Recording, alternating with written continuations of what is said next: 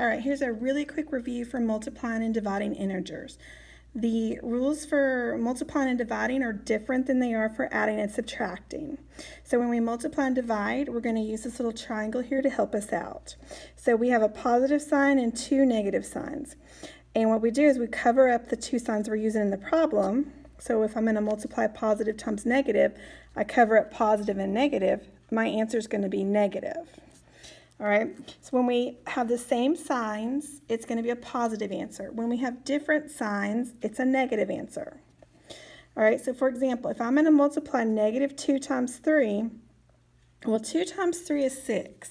But how do I know if it's negative or positive? Well, you can use this little triangle here. So we're multiplying a negative times a positive, so I cover that up. That leaves a negative showing, so my answer is negative.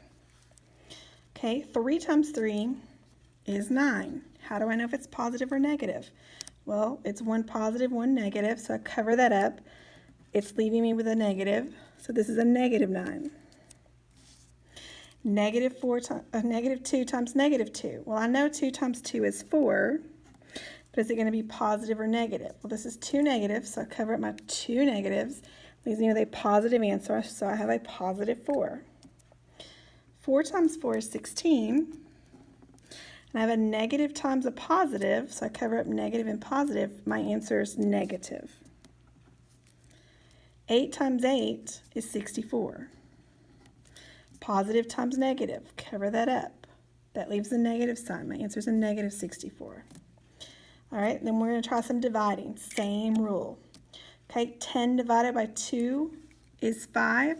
But this is negative divided by positive, so cover that up. I get a negative answer. Okay, 25 divided by negative 5. Well, 25 divided by 5 is 5. I have a positive and a negative, so cover that up. My answer is negative. 24 divided by 12 is 2. And they're both negative, so I cover up both my negatives. So that's going to give me a positive answer of 2. 36 divided by 9 is 4, and I have a negative and a positive, so cover that up, and my answer is negative. So this is just a really quick way to help you with those multiplication rules because you're about to use them solving your one-step equations.